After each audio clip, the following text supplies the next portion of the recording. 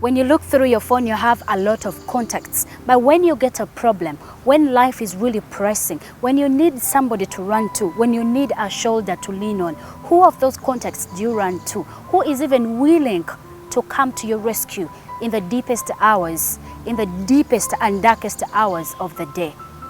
Today we are going to be talking about watering a dead plant. Well, I welcome you to my YouTube channel for another upload. Today we are going to be talking about watering the dead plant. Okufukirira ekirime ekyafa. Ekirime chechi. Ekirime yenze, ekirime yegwandaba, ekirime yoyo omuntu akwetolode. Many times we get problems, but we even don't know the right person to run to.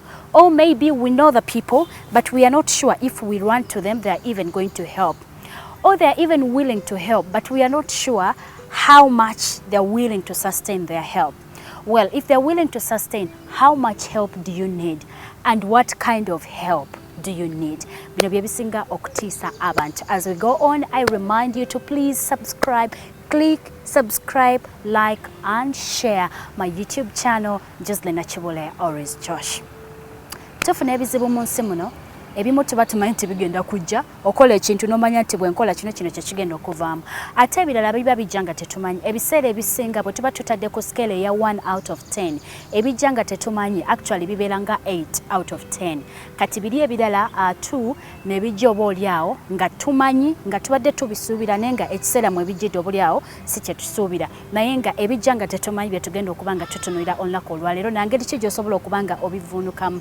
Natandise ne contacts lwaki nti obeera n'essimu yo oyina iPhone 5 yo oyina whatever phone you're holding ng'oyina contacts ezisukka mu 100, but surprisingly bw'otunuulira abantu abo bonna oyinza okunoonya omuntu gw'oddukirako ngamba ku speed, si gw'ogenda okukyalira nga mwina party, si gw'ogenda okukyalira nga ayina birthday, si gw'ogenda okukyalira nga mwina drink up, mulina meet and greet, ebyo byonna, but you have a problem and you need somebody to help you out of that particular situation. Ani, people hate problems. In my earlier uploads nabagamba, people hate problems. If they don't hate them, bako wamangu, you know, they don't like sad stories. However, we live in a sad world. Chovola abantu ebiseera ebisinga atekako kaddata ke just to insult somebody else. But remember, we're talking about social media. We follow people who we like. And then after, if you really think that you're not happy with someone, since you're the one following, it's as simple as unfollowing. We go back to contacts. Amasimu g'abantu g'olina mu ssimu yo bw'oba ogatunuulidde bw'oti ng'ofunye omuzibu, kubanga Abaganda bagamba ebizibu tebimanya nnyumba mbi. Muntu ki gw'ogenda okuddukirako ku sport ng'asobola okuddamu? Muntu ki gw'ogenda kwogera naye ekizibu nga tagenda kusooka kukubira muntu mulala, nga tagenda kusooka kunyumyango, nga tagenda kwekanya, nga tagenda kuddamu essimu, tagenda kugamba let me call you back and they do not call back, and you even have to remind them. But jjukira ekizibu kiri so pressing, but you need somebody. So what do we call watering a dead plant? Watering a dead plant, it is me speaking to you and you who is watching me and everybody around you. Ojja kulaba nti bw'okwata essimu okebera omuntu gw'otakubidde essimu ayinza obutakubira ne bagumala omwaka mulamba naye ng'alina ennamba ye y'essimu naawe olina ennamba ye. Andi bwe tubeera eyo buli kaseera oba ogamba anankubira nange ngamba ajja kunkubira, so ogenda kulaba nga ennaku ziweddeko, wiiki ng'eweddeko, omwezi nga guweddeko, probably n'omwaka nga guweddeko, naye nga buli omu alina contact ya munne nga buli omu alinze muntu akola ki, buli muntu amukubira. Kitegeeza bw'aba takubidde tojja mukubira, bw'oba tomukubidde tagenda kukubira. Abakozesa WhatsApp mukimanyi, unless somebody sends you a hi, then olina ddako n'ateekako n'ekigambo hi, long time. But the question is, okay, it is long time, so where have you been? Esimu yange ogirina, you're always online. One time I was talking to my brother, nemubuuza nemugamba naye bw'obeera online oba oyogera n'abantu, because if I see you online 24 hours and you do not even say hi to me, I mean, ani oyo ansinga? Then chenali ndowooza ani oyo ansinga gw'oba oyogera naye online oteekako ne data naggwa nako nze nga tombuuzizzaako, okitegeera? So bwe bulamu bwe tutambuliramu, priority y'abantu eri luddawa? Igwe mu bulamu bw'abantu oli priority ki? Oli namba ki? Ani asobola okuzuuka n'agamba kakuchekingeko? Ebyo byonna biva ku ngeri gye tukolamu relationships zaffe, biva ku ngeri gye tukolamu rapport n'abantu be tukolagana nabo, okitegeera? Nti you do not wait to get a problem to look through your contacts. Kitandika kitya? It is a norm abaganda mukimanyi okubuuza kintu kirungi nnyo. I always tell people nti tewetagana kufukamira kubanga abamu mutya kufukamira ne mutandika okufuna panya gye muyita eyo gye mugwira ne mu binnya kubanga mutya okubuuza. Omuntu ne bw'omulamusizaako nkulamusiza nnyabo nkulamusiza ssebo, it is high enough nti ne bw'oba ogenda mu maaso n'okomawo ng'ekkubo libuze omuntu ono gwagambye nkulamusiza akyayinza okukola ki akyayinza okuyambako. But imagine oyise ku bantu toyagala kumanya ffe twayiga okwambala sunglasses tubalabira omwo ogenda otuukayo ng'ekkubo baalizibadda wiikisi 2 emabega kakati ate bwe wayiseeko bw'olina okudda obuuze ekkubo which really looks so tricky so funny yeah naye lwaki kubanga twava ku mpisa zaffe ne tufuuka ba high people ate nekyaba high people nakyo ne tukikwata bubi. Interestingly abazungu be tukoppa babuuza they don't have time usinkana kudala nakubuza haika second yemu naye ng'akubuuzizza because we don't know where the world is going. Banange ensi ekyuka mubeerawo ne mufukirira ebirime ebyafedda ebyavundedda nti bw'oba tokinoonyeza tekisobola kunoonya bw'oba tomubuuziza ye tasobola kubuuza kwegamba gwe nobeerawo ku musango nga buli kaseera somebody gw'alina omubuuza ogenda okwesanga nga ye tasobola nakubuuza. But meanwhile all hope is not lost. Lwaki okyayina obudde okwezuula okyayina obudde okutunula mu contacts zo mu simu zo n'omanya nti eno neeno sigyetaaga. Sometimes waliwo ndaba abantu ku Facebook olinga agamba ngenda kutunulira mu bennina I'm going to unfriend about 100 people. In my heart I'm like yeah that is good. I mean why would you be with 100 people nga bonna tebagenda kuyamba? You would rather be with 1 or 2 people nga yegwe namba 3 yeah nga bagenda kuyisaawo nga bagenda kukolera kye weetaaga. Because when we get problems and we call people kasita otandika nti kino ojja kulaba they will give you a lot of excuses. And meanwhile ebiseera ebisinga tetuddukira ku bantu betumanyi nti tebagenda tuyamba. That's why I always tell people obanga okola emikwano in your circles rather making sure nti mulimu abantu abakusinga at least obere makati mu mikwano gyo olina b'osinga abajja okuddukira gy'oli kati ate naawe olina abakusinga ng'ojja kuddukira ki gye bali naye bwena bwe mbeera nga mwenkana nga muli ku level yemu kigenda kubeera kizibu wajja kubulawo ataasa munne kakati bwe kuba kaaba kizibu mwenna mukaaba lumu bw'okuba omulanga bonna bakuba mulanga bw'osiiya bonna ne basiiya bw'ozirika bonna ne bazirika when you suffocate they will all suffocate when you die they will all die. Why? Simply because you own the same level so you outget people abakuli waggulu then n'aba wansi. That is how you're going to do it. So how do we make the dead plant alive again? You still have time.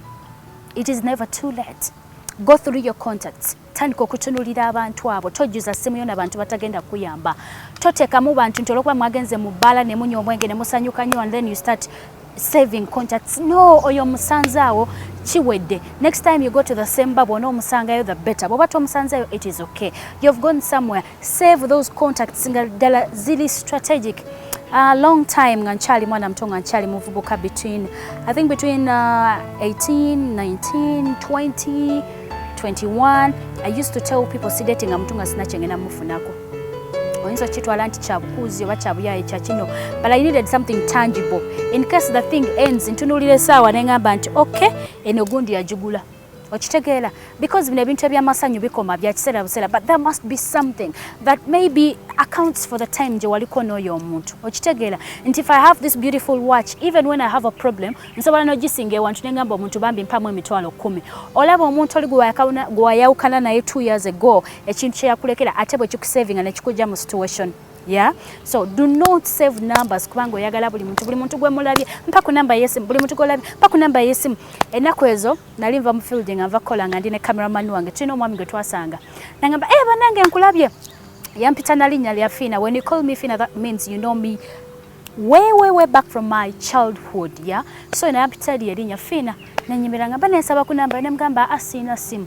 And do you know why I said that? Because that was the 5th time nga tusenkana mu town and he's asking for my number. That means those are 5 times. He had never called me. He had never sent me a message. So in my mind I'm like, why do you keep on asking for my number? Era onemga sina simu era sija nti kati bamba nkunonya nina project konza oyina kujjawa gye nkolera maybe no sinkana otherwise sina simu. So stop collecting numbers of everybody. Buli akuyitako olw'okuba ayambadde empala akubye ekikalu asibye omusipi n'osaba ennamba y'essimu. Buli akuyitako ayambadde engatta y'akakondo ekubye kapawuda alasa bulungi n'osaba ennamba y'essimu.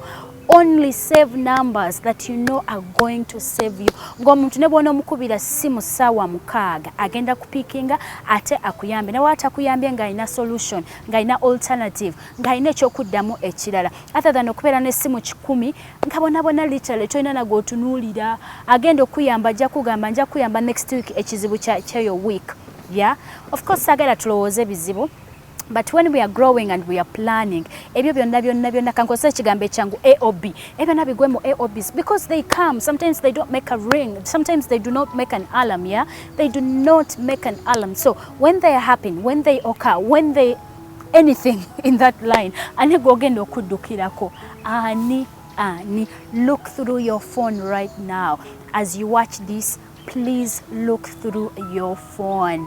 Do not forget to subscribe. Do not forget to like and share because we will keep on uploading new things. I told you the reason why we have this channel is just to bring you random topics. We want to enlighten you. We want to set your minds free. We want to motivate you. We want to bring life to you. We want to bring those things they really matter.